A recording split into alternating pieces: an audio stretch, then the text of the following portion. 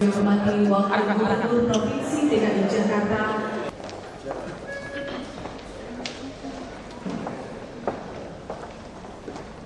Pemerintah Provinsi DKI Jakarta tahun 2013 pada hari ini Rabu 21 Mei 2013 akan diawali dengan menyanyikan lagu kebangsaan Indonesia Raya.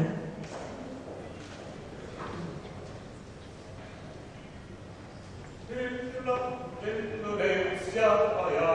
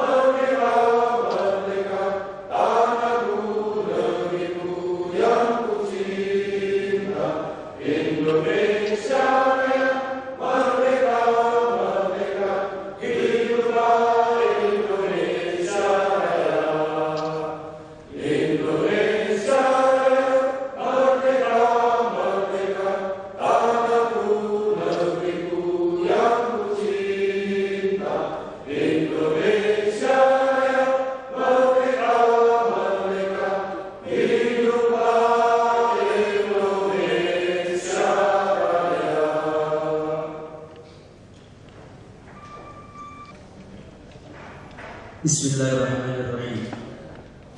Alhamdulillahi Rabbil Alamin. Sayyidina wa habibina wa syafi'ina wa maulana Muhammadin wa ala alihi wa sahbihi ajma'in.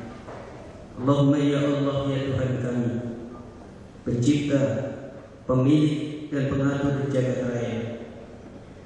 Di pagi duha yang indah ini, kami panjatkan puja dan puji syukur kehadiran-Mu. Karena berkat nikmat dan izin-Mu jua, kami hadir untuk melaksanakan penandatanganan penetapan kinerja Kepala SKPD UKPD tahun hasanah wa fil akhirati hasanah wa qina adzabannar walhamdulillahi rabbil alamin. Acara selanjutnya penandatanganan dokumen penetapan kinerja tahun 2013 Kepala SKPD dan UKPD disaksikan Wakil Gubernur Provinsi DKI Jakarta. Kepada para Kepala SKPD dan UKPD dipersilakan menandatangani dokumen penetapan kinerja tahun 2013. Dan bagi yang diwakilkan dipersilakan untuk diparaf saja di sebelah kanan.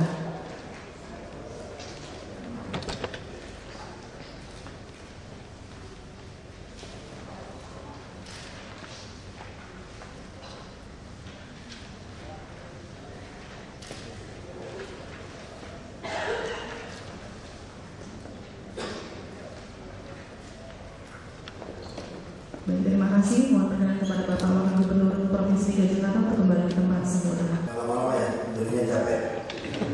Isinya persis kayak doa tadi aja.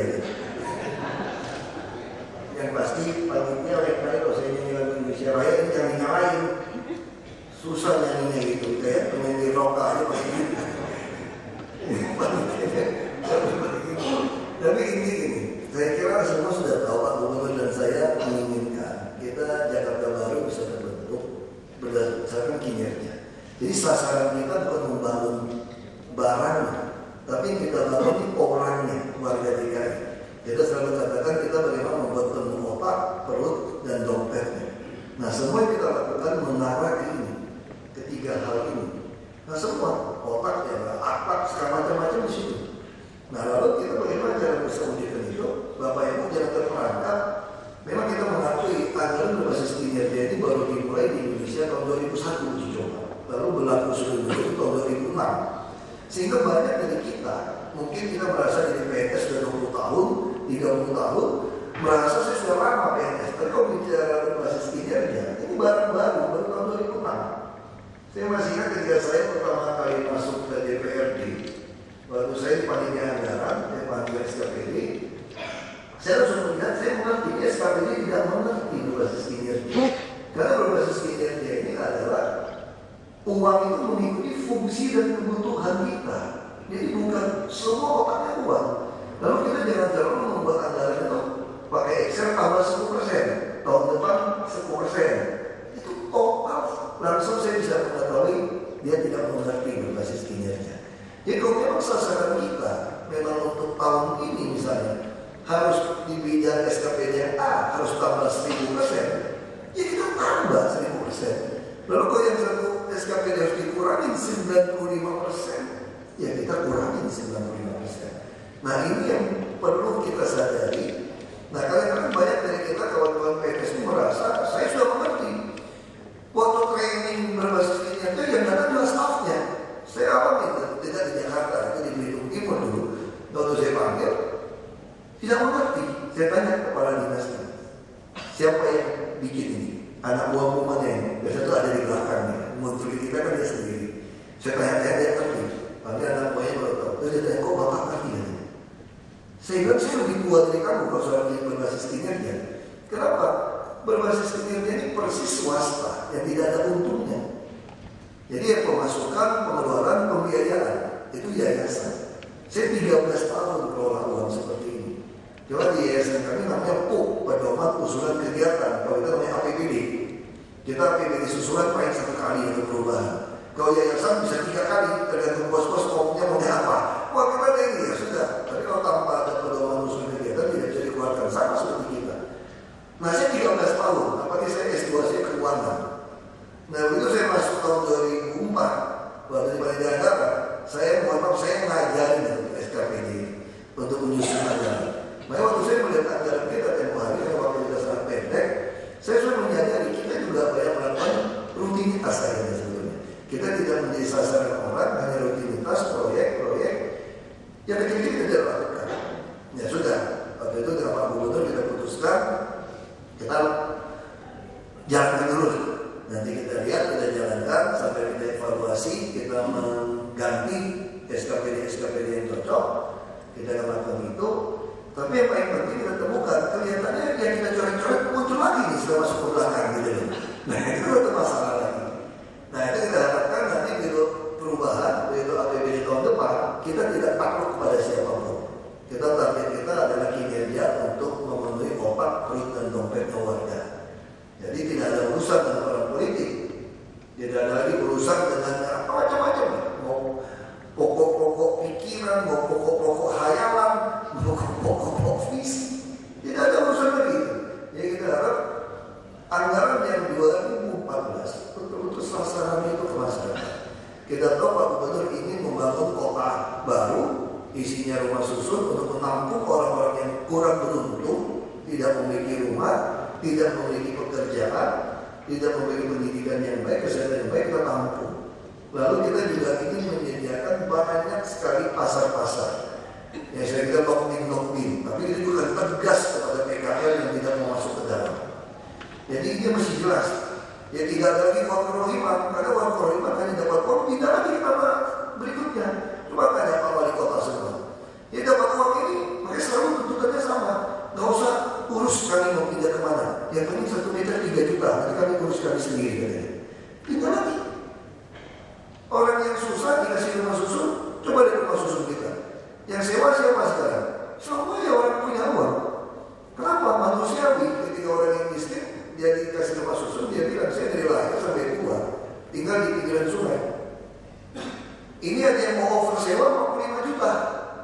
Kira-kira saya lebih baik pegang 45 juta sebelum saya mati, Pak, daripada saya harus tinggal di rumah susun tidak dapat apa-apa. Nah, sama dengan kami kasih isi, semua berebut. Kenapa? Sudah otaknya bisa dijual nih. Begitu lihat surat perjanjian, saya bilang Pak Kadis Perumahan, 6 tahun penjara kalau mau cover sewakan, langsung mundur pelan-pelan. Nah, itu yang terjadi di kita. Nah, itu yang kita seperti orang tua, kita mencambuk luka, tapi kita obati, bukan memukul istri sampai dia mati. Dan tidak ada orang tua yang mewariskan harta kepada anak, kalau anak itu akan menghabiskannya, menjualnya, pasti dia akan pegang. Tapi kita akan pelihara dia. Nah, ini menjadi kewajiban kita. Nah, saya kira selama kami 7 bulan di sini, mungkin pertama kita ada hubungan kurang begitu baik, ya, kaget gitu. Biasalah syok kan, biasa kan begitu. Kalau di perusahaan swasta juga sama. Kalau perusahaannya agak sama-sama, masa kita banyak dengan headhunter, CEO dari perusahaan yang aneh sekali masuk gitu. Nah, begitu dia masuk, ya nggak ada hubungan, beda sekali gitu. Nah, dia pasti membawa sebuah konsep baru kita bisa menjadi Jakarta baru. Dan tentu saja kita sangat berharap standar yang kita terobosan dilakukan di DKI ini akan menjadi contoh di daerah-daerah lain. Nah, itu yang kita lakukan.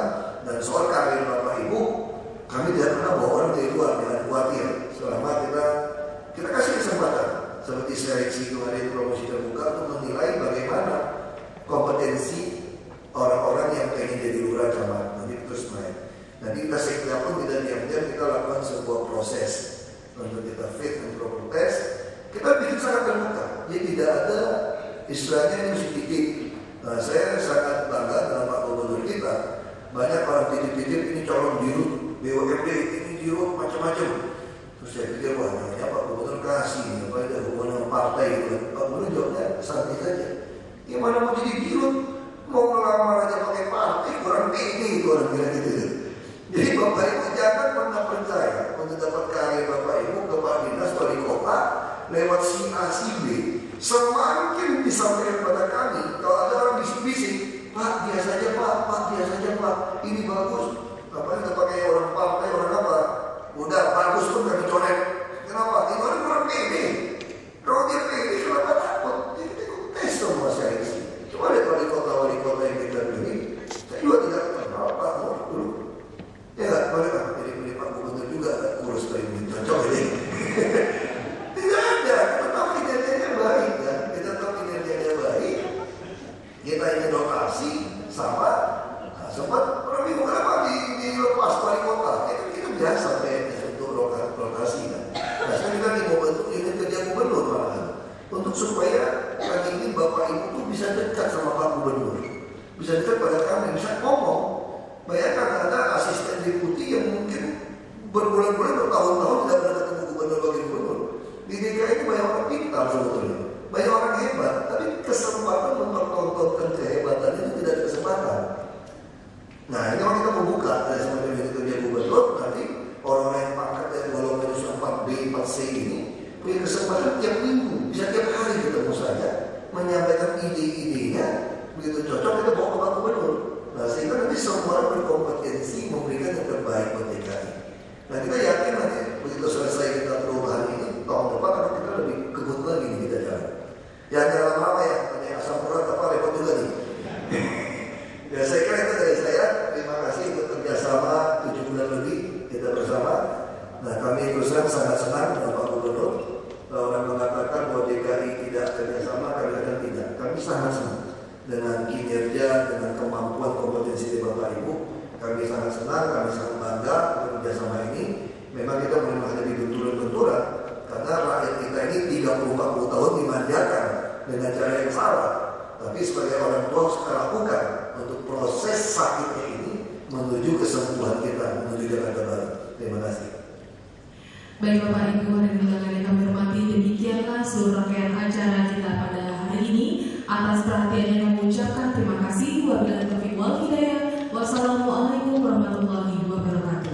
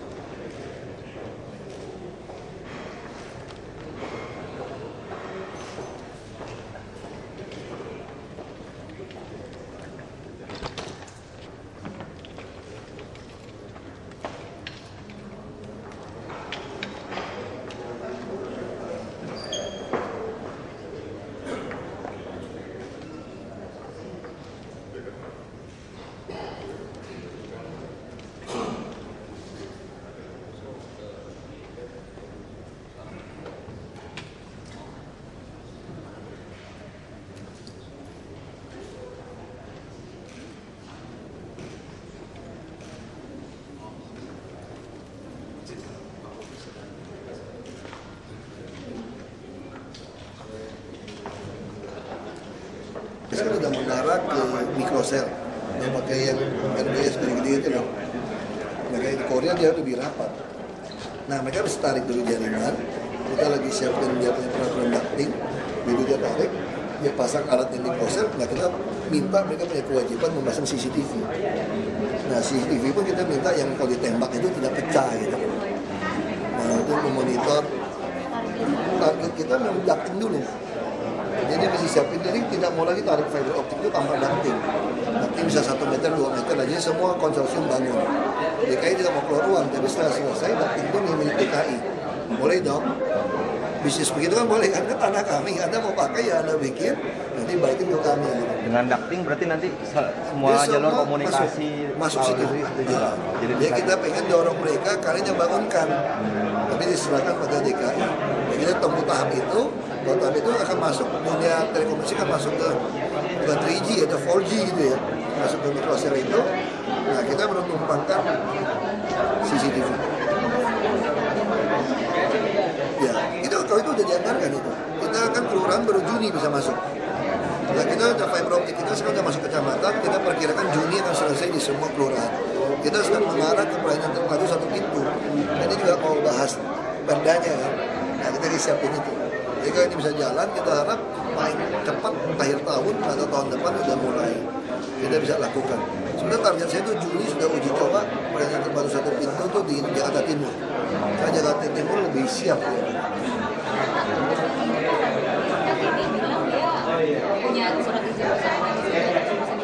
Udah mati, udah itu udah lama PT yang nggak jelas kita udah tahu dia kok.